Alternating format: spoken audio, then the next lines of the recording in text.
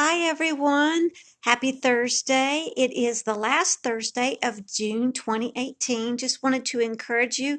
The petition to help halt the merger between the Department of Education and Labor has reached 1,100 signatures. We still have quite a ways to go. We need 100,000 signatures by July 24th. And I'd like to encourage you. You can see the petition, and I wanted to go ahead and get that back out for you.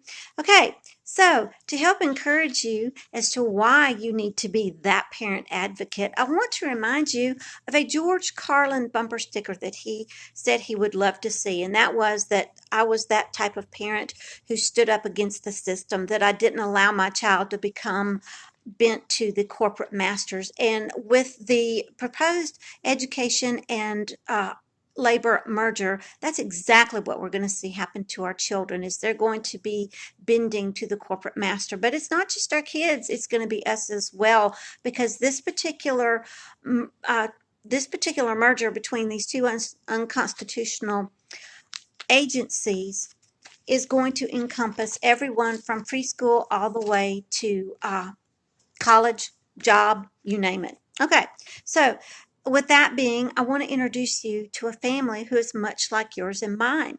They're called the wannabes. Now, the wannabe families have a long history as Americans, and each generation has been able to achieve their version of the American dream. Now, the wannabes that we know today live just down the street from you and I. Dad works at the local factory. Mom has recently made the decision to go back to school and finish her degree.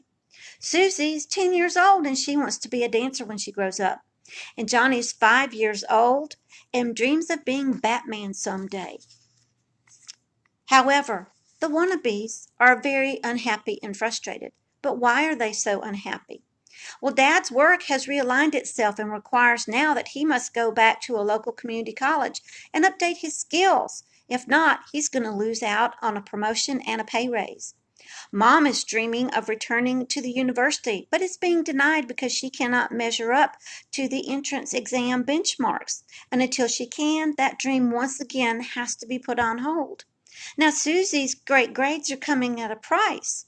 She cuts herself often because she feels that she can never measure up to the school-assigned pathway for her education.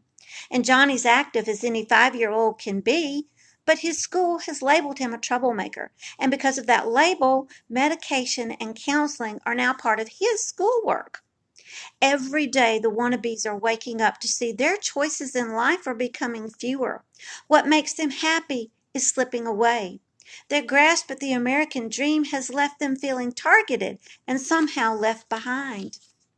And the culprit for all this? It's the modern education shift that reduces them to second-class citizens, not the great Americans they truly are. And ladies and gentlemen, we are finding that the wannabe situation is our very own. For every day we wake up, we're seeing less about America we really like. Education is being used as a tool to create trained widgets, not academically equipped people. We were promised that with No Child Left Behind, education in America would be superior. Race to the Top was supposed to build Americans up. And now, under the Every Student Succeeds Act, we, like the wannabes, see that long line of government control is stronger than ever. This merger between the Department of Education and Labor will intensify this, not lessen it. The shift in education from academics to workforce training has long been in the making, and its focus on what to think versus how to think is not only harmful, it's just plain wrong. Our values and beliefs are suddenly un-American, or so it seems, and we're told that we must think otherwise. The Every Student Succeeds Act was created to include trained thought, trained education, and will result in trained citizens, not free Americans. Our states are playing right into this with labels on their education like 21st readiness, college and career readiness, future ready, choice ready, mastery-based learning, competency-based learning, next generation standards, world-class standards, and the list could go on and on. And it all boils down to one thing that we see and the wannabes are seeing. And that is, what job will my child be assigned to? And what job may I be reassigned to? Every Student Succeeds Act increased the personalized learning that Johnny and Susie received. It's being passed off as a promise for quality education, and it's a lie. It's a type of computer-based learning that constantly tracks and tests them, and it moves the mark so that Johnny and Susie will never succeed.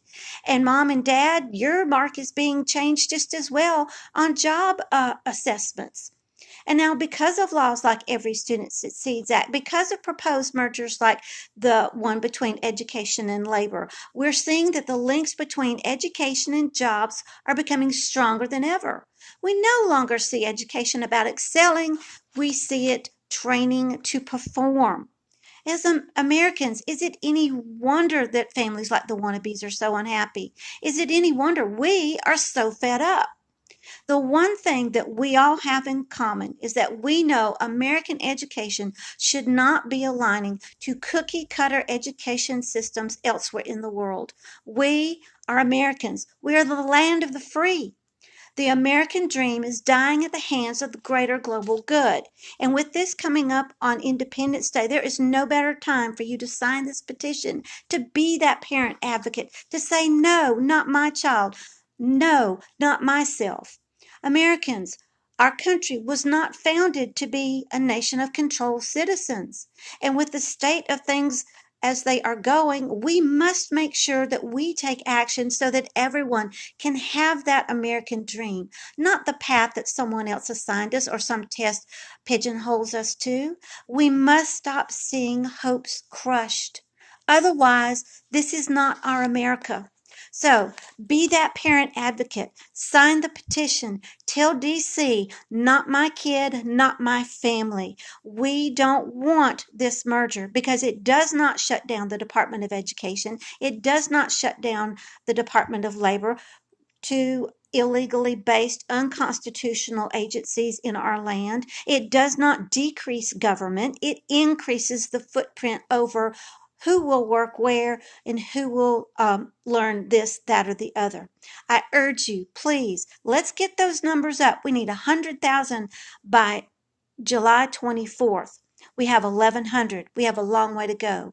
Please get this kind of information out there. This is what the mainstream media is not telling you, and I'm not afraid to. Thanks. Share, and let's get this merger stopped.